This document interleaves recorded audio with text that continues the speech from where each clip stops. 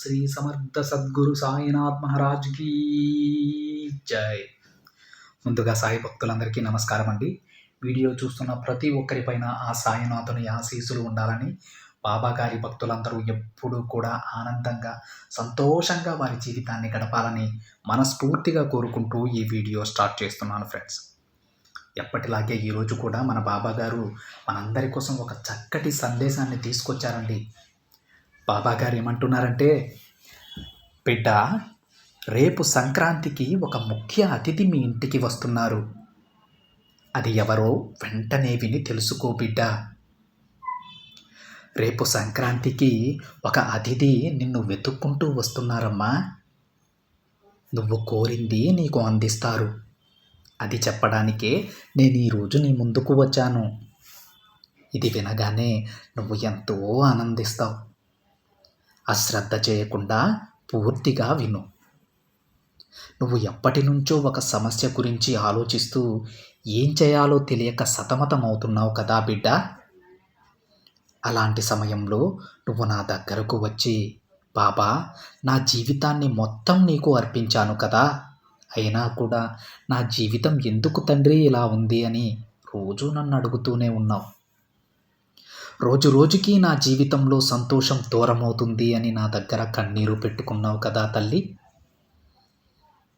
అలాంటి నా బిడ్డ కోసమే ఈరోజు ఈ సందేశాన్ని నేను తీసుకొచ్చాను. జాగ్రత్తగా విను. ఇది విన్నాక నీకు ధైర్యం, బలం రెండూ వస్తాయి. అప్పుడు నువ్వు నా దగ్గరకు వచ్చి, ధన్యవాదములు బాబా అని చెప్తావమ్మా. చూడు బిడ్డ, ఎవరైతే నిన్ను అర్థం చేసుకోకుండా, నీ మనసు తెలుసుకోకుండా నీకు దూరమయ్యారో వారు నీ దగ్గరికి రాబోతున్నారు.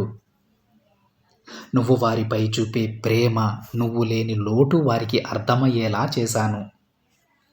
అందుకే వారు నిన్ను వెతుక్కుంటూ నీ దగ్గరకు వస్తున్నారు. నీ నిజమైన ప్రేమ, సంకల్పం, వారిపై నువ్వు చూపించే అభిమానమే వారిని నీ దగ్గరకు రప్పిస్తుంది. నువ్వు ఎన్నోసార్లు నా దగ్గరకు వచ్చి, బాబా, నన్ను ఈ బాధ నుంచి బయటపడే తండ్రి అని ఎన్నో నిద్రలేని రాత్రులు గడిపావు కదా. అవన్నీ నేను చూస్తూనే ఉన్నాను. నీ బాధని నువ్వు నీ స్నేహితులతో, నీ ఇంట్లో వారితో కూడా చెప్పుకోలేకపోయావు. ఆ బాధని నీ మనసులోనే ఉంచుకొని నీలో నువ్వే కుమిలిపోయావు కదా తల్లి. అవన్నీ నాకు తెలుసమ్మా. ఇక అతి త్వరలోనే నీకు దూరమైన వారందరినీ నీ దగ్గరకు చేరుస్తాను. అందుకు నువ్వు చేయాల్సిన పని ఒకటి ఉందమ్మా. అదేంటంటే, నువ్వు ప్రతిరోజు కూడా శివపార్వతులను పూజించి అర్ధనారీశ్వర స్తోత్రాన్ని శ్రద్ధగా పఠించు. ఈ విధంగా నువ్వు 5 సోమవారాలు చెయ్యి బిడ్డ. తప్పక నీ కోరిక తీరుతుంది. నేను నీకు మాట ఇస్తున్నానమ్మా. అయితే బాబా, మరి ఎందుకు ఈ సంక్రాంతికి ఒక ముఖ్య అతిథి వస్తారని చెప్పావు అని నువ్వు నన్ను అడగవచ్చు. అందుకు సమాధానం చెబుతాను, విను. నేను చెప్పింది నిజమే బిడ్డ. నేను చెప్పిన ఆ వ్యక్తి మనసు ప్రయాణం చేయడానికి కొంచెం సమయం పడుతుంది. ఎందుకంటే ఆ అతిథి నీ దగ్గరకు రావాలనుకున్నది ఇప్పుడే కదా. దానికి కొంచెం సమయం పడుతుంది. అప్పటి వరకు నేను చెప్పినట్టు చేస్తే నీ బంధం ఇంకాస్త బలపడుతుంది. కాబట్టి ఈ పద్ధతిని తప్పకుండా ఆచరించు. ఎవరైతే ఇక నీ జీవితంలోకి రారు అని నువ్వు అనుకుంటున్నావో వారే నీ గొప్ప మనసుని అర్థం చేసుకొని నీ దగ్గరకు వస్తారమ్మా. అప్పటి వరకు నమ్మకంతో ఉండు బిడ్డ. నీ కష్ట సమయంలో సాయి అని నన్ను పిలువు. వెంటనే నేను నీ ముందుంటాను. ఎవరు నిన్ను వదిలిపెట్టినా కానీ నేను మాత్రం నా బిడ్డ చెయ్యి వదలను. నేను నీకు మాట ఇస్తున్నాను. నువ్వు ఎదురు చూసే బంధం నీకు దగ్గరవుతుందమ్మా. ధైర్యంగా ఉండు బిడ్డ. నా ఆశీస్సులు నీకు ఎప్పుడూ ఉంటాయి. ఇక ఆనందంగా ఉండు. నీ సాయి తండ్రి నీకు తోడుండగా నీకెందుకు తల్లి భయం? ఇక దేని గురించి భయపడకు. నీకంతా మంచే జరుగుతుంది. ఇది నీ తండ్రిగా ఈ సాయినాథుని మాట. అని బాబాగారు అంటూ ఉన్నారు ఫ్రెండ్స్. ఈ సందేశంలో బాబాగారు తన భక్తుల యొక్క బంధం బలపడటానికి ఒక చక్కటి రెమెడీ అయితే మనందరికీ చెప్పారండి. శివపార్వతులను పూజిస్తూ అర్ధనారీశ్వర శతకాన్ని ఒక 5 వారాలు మనం శ్రద్ధాభక్తులతో పఠిస్తే తప్పకుండా మీకు దూరమైనటువంటి మీరు ఇష్టపడిన మీ బంధం మీకు దగ్గరవుతుంది అని మన బాబాగారు చెప్తూ ఉన్నారు ఫ్రెండ్స్.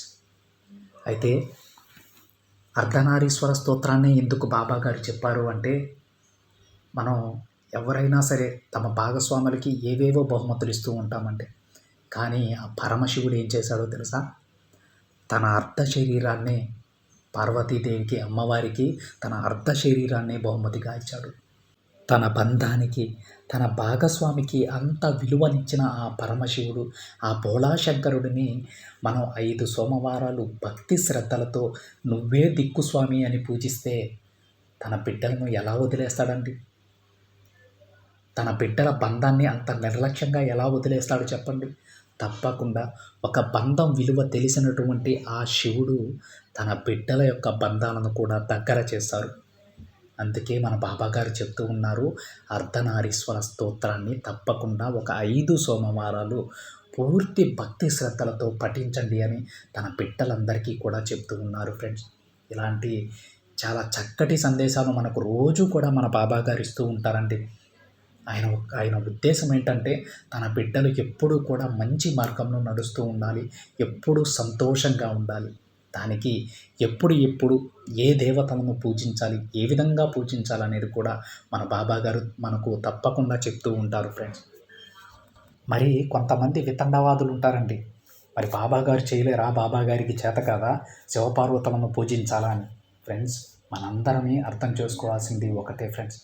బాబాగారి ఉద్దేశం ఏంటంటే, ముక్కోటి దేవతల ఆశీస్సులు తన బిడ్డలపై ఉండాలని బాబాగారు ఇప్పుడు కూడా ఆకాంక్షిస్తూ ఉంటారు. తను ఎప్పుడూ కూడా మన వెంటనే ఉంటాడు. కానీ ఏ ఒక్క సెకను, ఏ ఒక్క క్షణం కూడా తన బిడ్డలు ప్రమాదానికి గురి కాకూడదు అనే ఉద్దేశంతో ఏ ఒక్క క్షణమైనా నేను ఏమరపాటుగా ఉన్నా సరే ముక్కోటి దేవతల ఆశీస్సులతో నా బిడ్డలకి మంచి జరగాలని ఈ విధమైనటువంటి సందేశాలు బాబాగారు ఇస్తూ ఉంటారు. అంతేకాని ఆయనకి చేతకాక కాదు, ఆయన చేయలేక కాదు. ఏదైనా మంచిగా ఆలోచించండి. చెడు మార్గంలో వెళ్ళే వాళ్ళకి మంచి చెప్పండి. బాబాగారి భక్తులుగా అది కూడా మన బాధ్యత అండి. ఒకవేళ వాళ్ళు వినలేదనుకోండి, వాళ్ళ ఇష్టం వదిలేసేయండి. మన బాధ్యతగా మనం ఒకసారి ఇది తప్పు, మీరు ఇలా చేయకూడదు అని చెప్పే బాధ్యత మనపై ఉంది కాబట్టి మనం ఒకసారి చెప్తాం. చెప్పకపోతే వాళ్ళనే ఆలోచిస్తూ మన మైండ్లో పెట్టుకొని ఏంటా ఇలా అన్నారు, ఏంటా ఇలా చేస్తున్నారు, మన బాబా గారిని ఎందుకు ఇలా అంటున్నారు అనేటువంటి ఆ కన్ఫ్యూజన్ అనేది మీకు వద్దండి. అంతా బాబా గారు చూసుకుంటారు. మంచి వాళ్ళకి మంచి చేస్తారు, చెడ్డ వాళ్ళకి ఎలా గుణపాఠం చెప్పాలో కూడా మన బాబా గారికి తెలుసు. అందుకే ఏ బాబా భక్తుడు కూడా మనసులో కలత చెందకూడదండి. బాబా గారిని వాళ్ళు అలా అన్నారే, ఇలా అన్నారే, మన మన ధర్మం ప్రకారం మనం చెప్తాం. వినలేదనుకోండి, మన బాధ ఏంటో మన బాబా గారికి చెప్పుకొని అక్కడ వదిలేసేయండి. వాళ్ళ సంగతి బాబా గారు చూసుకుంటారు. మనం నిర్మలమైన మనసుతో, ప్రశాంతమైనటువంటి మనసుతో బాబా గారి సేవ చేసుకుంటూ ఆయన బిడ్డలుగా మనం తరించడమే మనం ఈ జన్మకు చేసుకోవాల్సినటువంటి పుణ్యం. మిగతా అంతా కూడా ఎవరికి ఏమి ఇవ్వాలి, ఏ క్షణంలో ఇవ్వాలి, ఎలాంటి సమయంలో ఇవ్వాలి అనేది సాక్షాత్తు ఆ తండ్రి స్థానంలో మనం పూజించుకుంటున్న ఆ బాబా గారు చూసుకుంటారు ఫ్రెండ్స్. ఇదండి ఈరోజు బాబా గారి సందేశం. వీడియో నచ్చితే ఒక చిన్న లైక్ చేయండి ఫ్రెండ్స్. మరికొంతమంది సాయి భక్తులకి షేర్ చేయండి. మొదటిసారిగా ఛానల్ని చూస్తున్నట్లయితే సబ్స్క్రైబ్ చేసుకుని పక్కనే ఉన్న బెల్ ఐకాన్ని యాక్టివేట్ చేయండి. మరొక బాబా గారి సందేశంతో మరొక వీడియోలో కలుద్దాం. అంతవరకు ఓం సాయిరామ్.